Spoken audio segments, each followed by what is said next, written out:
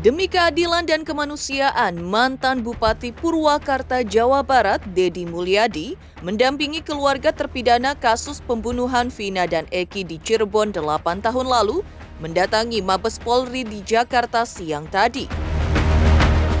Lantas, apa gerangan tujuan kedatangan mereka ke Mabes Polri? Benarkah para keluarga terpidana yang mengaku merasa tidak adil lantaran anggota keluarga mereka dihukum penjara seumur hidup atas perbuatan yang diduga tidak mereka lakukan? Hendak berkonsultasi ataukah justru melaporkan beberapa pihak ke Mabes Polri yang mereka duga telah membuat keterangan palsu kepada penyidik dan pengadilan 8 tahun lalu terkait kasus Vina dan Eki? Seperti apa langkah Dedi Mulyadi membantu pihak kepolisian mengungkap kebenaran kasus pembunuhan Vina dan Eki yang dibantu oleh Ketua Peradi Oto Hasibuan?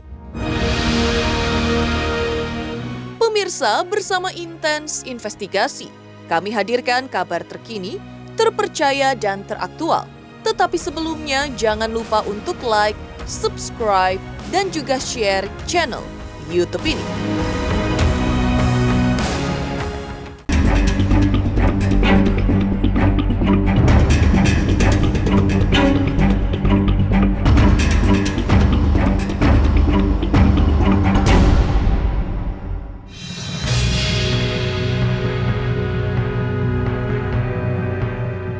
Gencar perjuangan dan upaya Dedi Mulyadi untuk menyingkap tabir gelap di balik kasus pembunuhan sepasang kekasih di Cirebon, Vina dan Eki 8 tahun lalu, seakan tak kenal lelah.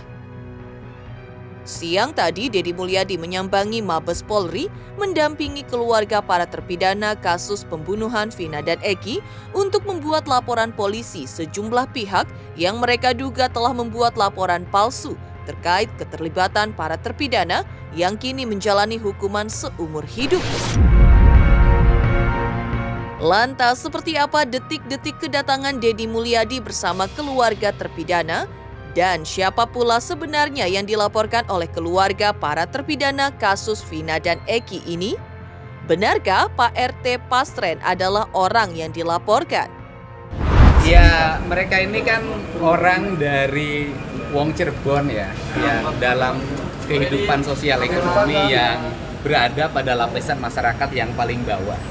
Yang seumur hidup barangkali mereka baru pertama kali menginjakkan diri di Mabes Polri. Mereka datang ke sini untuk menguji kebenaran.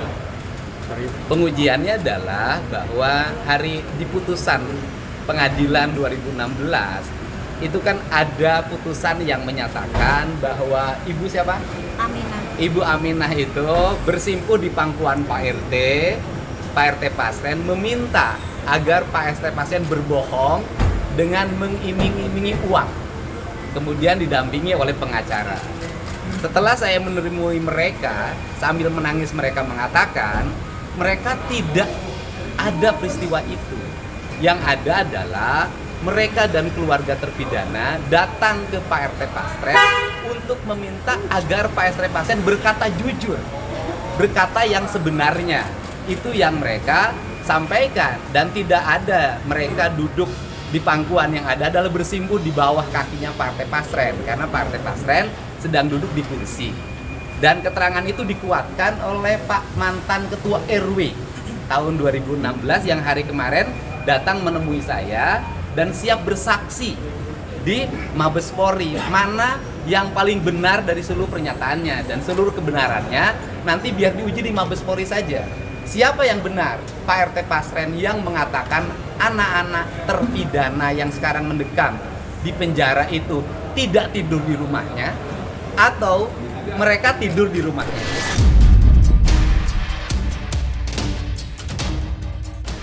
Langkah Dedi Mulyadi mendampingi pihak keluarga terpidana kasus pembunuhan Vina dan Eki 8 tahun lalu melaporkan Pak RT Pasren di Cirebon ke Mabes Polri hari ini lantaran diduga telah memberikan keterangan palsu 8 tahun lalu. Dengan sangat antusias dijalani para keluarga terpidana yang mengaku menanggung ketidakadilan dari kematian Vina dan Eki 8 tahun silam. Hari ini kami akan mengadakan atau membuat laporan polisi yang dibuat oleh keluarga para terpidana dan kami mendampingi selaku kuasa hukum. Kami sudah menyiapkan alat-alat bukti berupa saksi-saksi, kemudian keterangan pernyataan-pernyataan, kemudian juga putusan pengadilan, dan juga bukti elektronik berupa video-video yang nanti akan kami sampaikan kepada penyidik. Tentu nanti akan kita lengkapi dengan keterangan ahli. Saya kira itu yang kita sampaikan bukti-bukti itu kepada pihak Mabes Polri.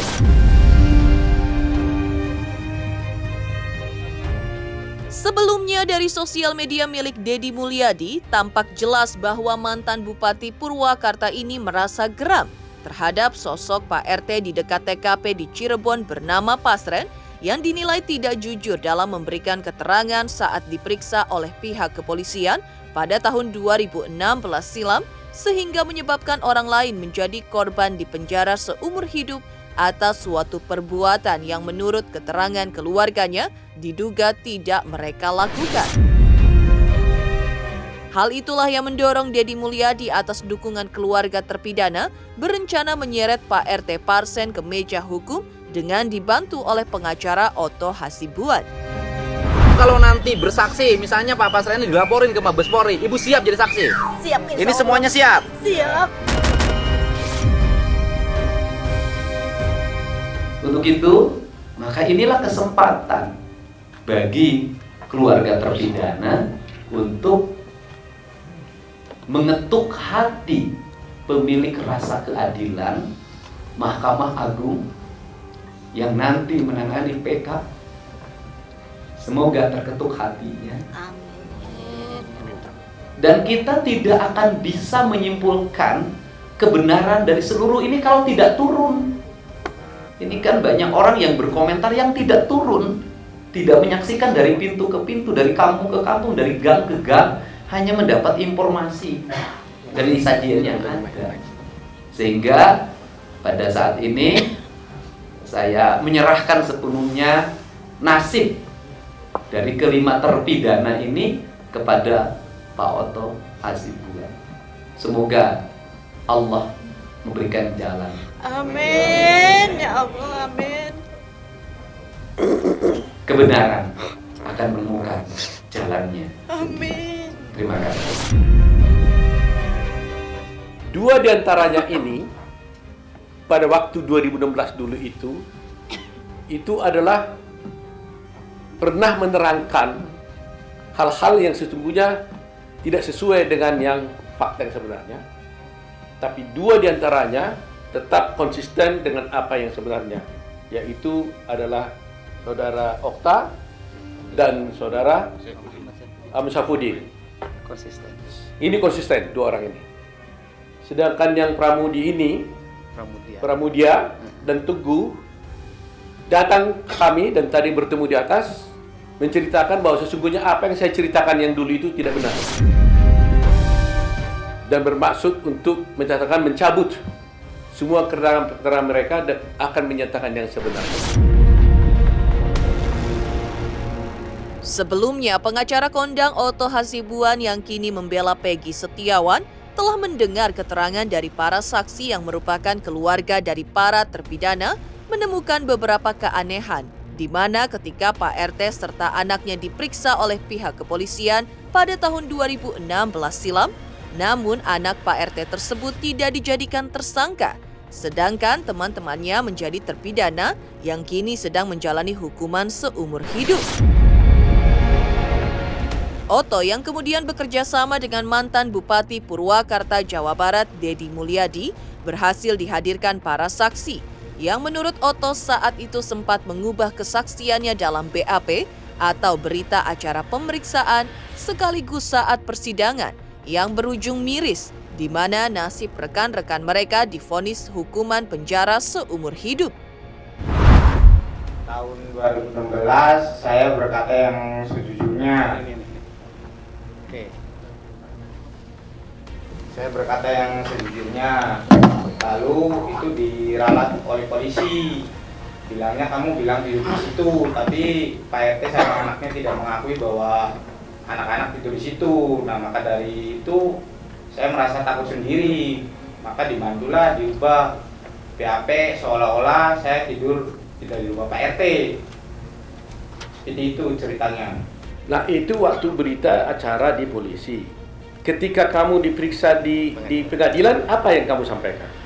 Waktu di pengadilan saya berbicara jujur seadanya. Saya bilang tidur di situ. Waktu kamu tidur di situ, melihat nggak yang 5 orang ini yang sedang dipenjara sekarang itu ada di situ juga tidur? Melihat. Melihat ya? Melihat. Baik, setelah itu, kemarin katanya kamu ada diperiksa lagi. Periksa. Tanggal berapa itu? Tanggal 4 apa? Juni Juni. Di mana kamu diperiksa? di Polda. Di Polda. Kamu bilang apa yang sebenarnya di sana?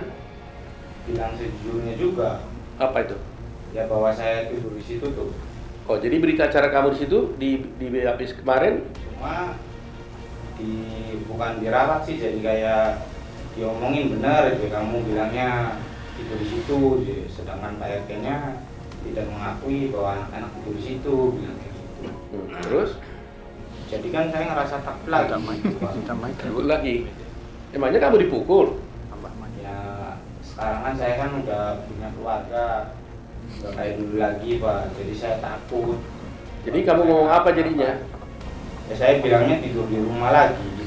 Jadi nggak di situ, nggak di tempat RT lagi katanya. Enggak. Nah, sekarang ada 5. Jadi kita tanya juga. Okta gimana? Okta berdiri. Tadi udah ya? Belum. Nah, coba. Kamu juga tidur rumah Pak RT ya? Iya tidur Pak. Dan rumah anaknya? Iya. Kamu juga melihat semua peristiwa itu, bahwa melihat bahwa 5 terpidana yang sekarang di penjara itu ada bersama kalian? Ada. Ada ya? Termasuk anak Pak RT. Jadi sebenarnya Peggy ada di situ kan? Tidak ada. Peggy tidak ada? Tidak ada. Maunya Peggy ada waktu itu kalian tidur bersama? Tidak ada. Kenal nggak dengan Peggy? Okta kenal nggak? Kenal karena satu daerah. Sudah, tapi waktu itu tidak ada tidur bersama kalian. Teguh kenal dengan Peggy? Kenal. Kenal. Cuman waktu SD aja. Tapi waktu tidur malam itu Peggy ada? Nggak ada. Nggak ada. Kalau Udin? Kenal. Kenal. Kenal. Malam itu ada Peggy? Nggak ada. Nggak ada juga? Nggak ada. Nah, ini juga nggak ada juga. Jadi memang kita jadi sedih juga ya, apa yang terjadi sebenarnya. Kami belum bisa menyimpulkan apa yang terjadi, tapi dari cerita-cerita ini kan menjadi berbeda semua. Tapi harus ingat loh ya, bersaksi palsu bisa dihukum loh. Sama dengannya kalau terbukti nanti Pak RT-nya palsu, bisa juga dilaporkan juga saksi palsu. Nah, siapa di antara kalian yang bersaksi palsu nih? Kalian yang bersaksi palsu atau Pak RT bersaksi palsu? Kan begitu jadi pertanyaannya kan? Ada 9 mengatakan kalian tidur di situ, Pak RT mengatakan tidur di situ. Siapa yang bersaksi palsu jadi? Usaha Deddy Mulyadi untuk mengurai benang kusut kasus pembunuhan Vina dan Eki di Cirebon 8 tahun lalu adalah dengan melakukan penelusuran ke beberapa tempat di kota Cirebon yang disebutkan oleh para saksi yang ia temui sebelumnya. Setelah itu, maka saya ingin yang kedua, yaitu membuktikan bahwa terdakwa yang lain salah nggak sih dalam pandangan objektif saya. Maka saya tiba-tiba kan ada, ini belum saya vlog sampai hari ini, orang yang datang ke saya.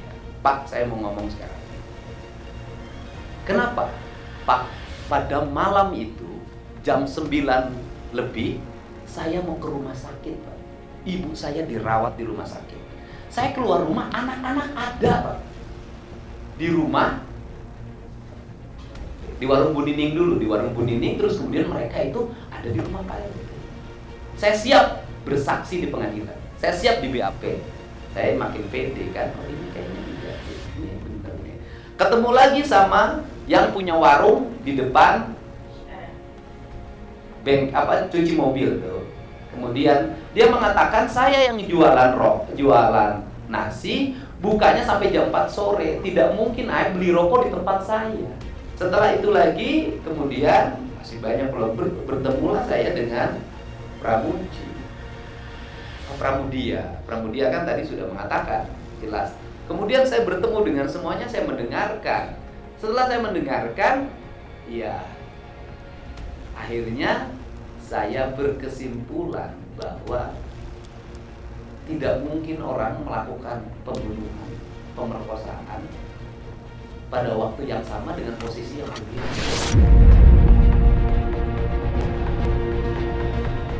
Perjuangan Deddy Mulyadi sambangi Mabes Polri untuk memperjuangkan keadilan bagi para terpidana kasus pembunuhan Vina dan Eki di Cirebon 8 tahun lalu.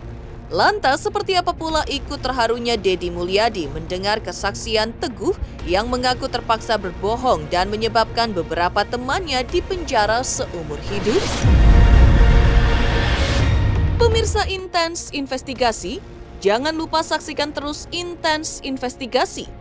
Dan pastikan jangan lupa untuk like, subscribe, share, dan juga komen di channel Intens Investigasi. Selamat untuk Intens Investigasi. 3 juta subscriber, luar biasa sekali 3 juta. Ya pokoknya semakin sukses lah dan bisa menghadirkan sesuatu yang memang baik untuk diperlihatkan.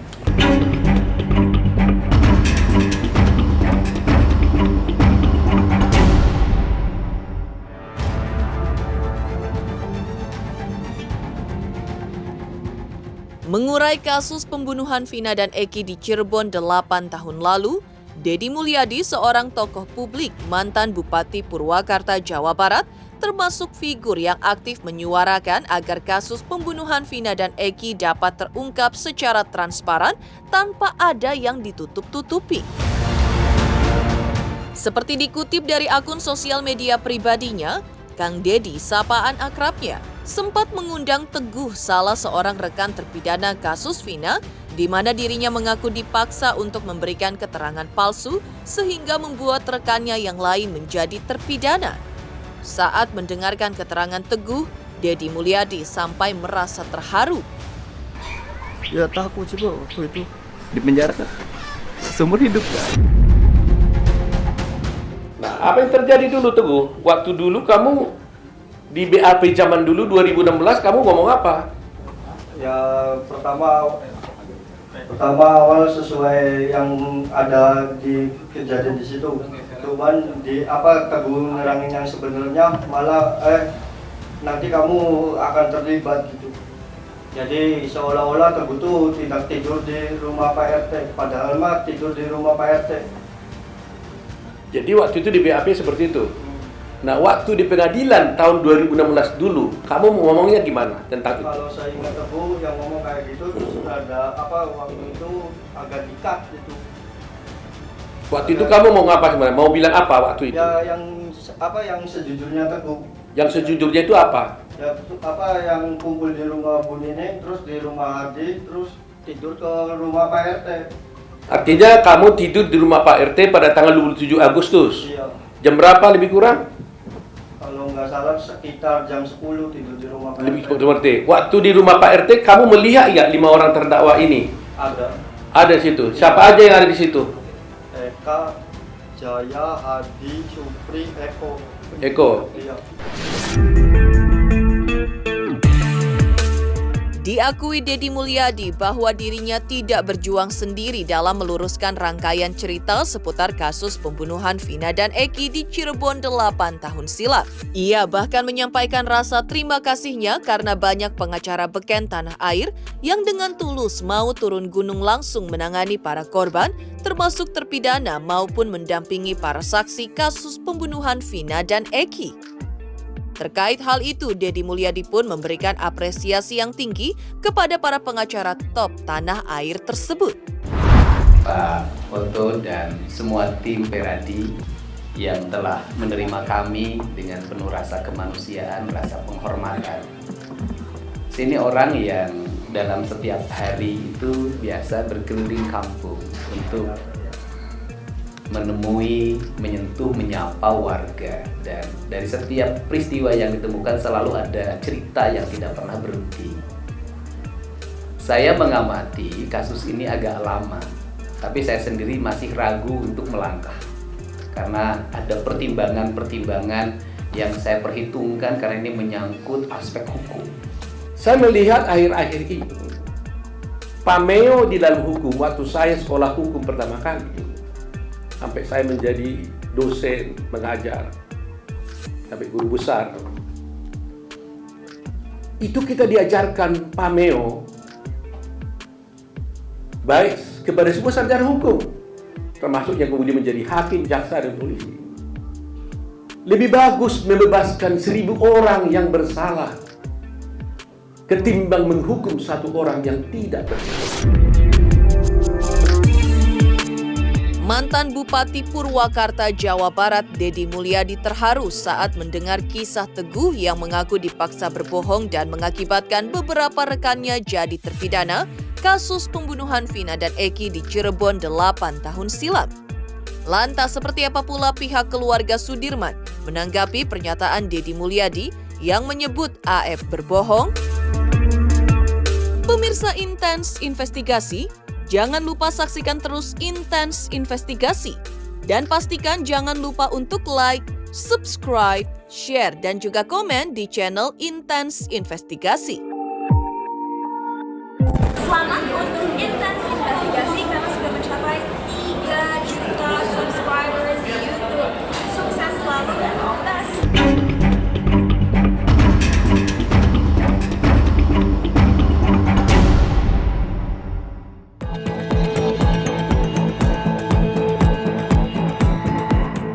Adanya kejanggalan dalam kasus pembunuhan Vina dan Eki di Cirebon 8 tahun silam juga dilihat salah satu tokoh Jawa Barat, Deddy Mulyadi.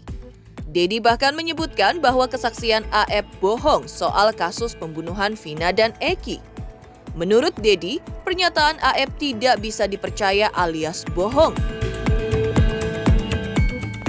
Jika ditarik benang merah dari pernyataan AF dengan keterangan mantan napi yang satu lapas dengan terpidana kasus Vina dan Eki, terungkap curhatan Sudirman yang mengaku ditangkap atas kesaksian tanpa bukti dari Pak RT setempat ketika itu, sehingga mereka diciduk oleh polisi saat tengah nongkrong sepulang kerja. Padahal dirinya bukanlah anggota geng motor dan tidak terlibat dalam kasus pembunuhan Vina dan Eki. Ia terpaksa mengaku di hadapan polisi karena tak kuat lagi disiksa dan diintimidasi.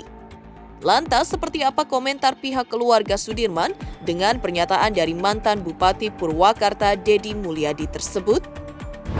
Ada keanehan di situ, katanya motornya utuh, HP-nya utuh, dan dari situlah terjadi peristiwa di mana Pak Rudiana bertemu dengan AF dan Deddy.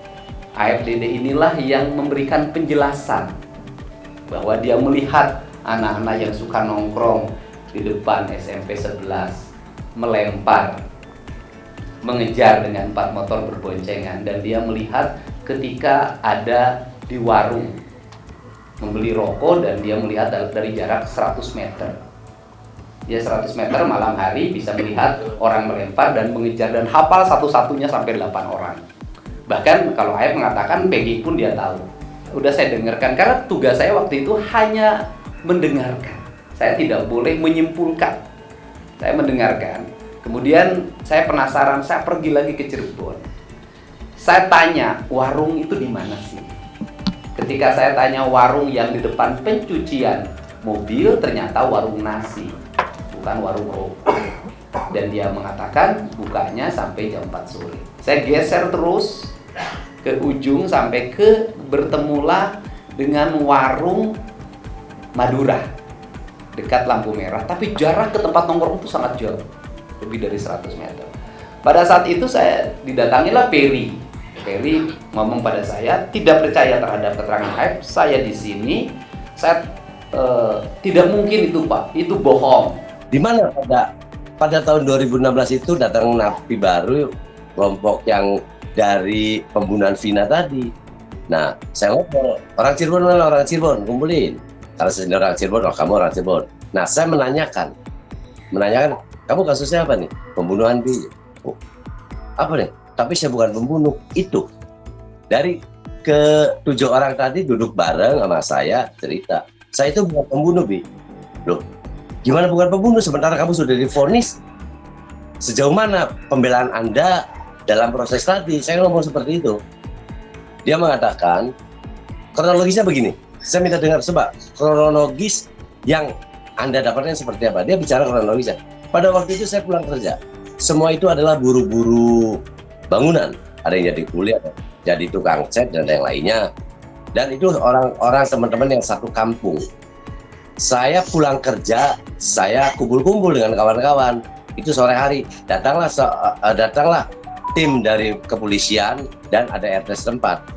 Mungkin ada setempat langsung menunjukkan itu Pak orang-orangnya. Nah ini ada hal kekecewaan pada mereka. Ya karena dari alibi, dari keseharian Sudirman, di persidangan ada saksi yang mengatakan dia tuh anaknya baik. Padahal saksi itu bukan saksi yang saya hadirkan loh. Saksi itu tidak saya hadirkan, tetapi dia merekomendasikan Sudirman itu anak yang baik, anak yang lebih sering berada di musola gitu. Nah itu kan terkonfirmasi ketika tadi juga kan ada keterangan Api yang menyatakan dia lebih sering ada di musola gitu.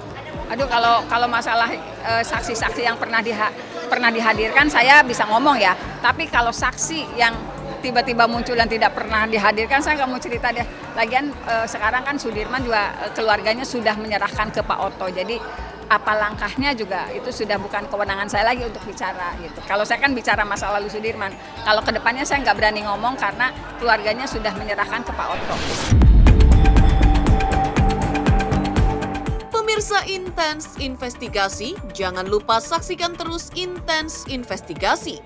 Dan pastikan jangan lupa untuk like, subscribe, share, dan juga komen. Tim redaksi Intens Investigasi juga mengucapkan banyak terima kasih kepada semua subscribers hingga kanal Intens Investigasi kini sudah mencapai 3 juta subscribers.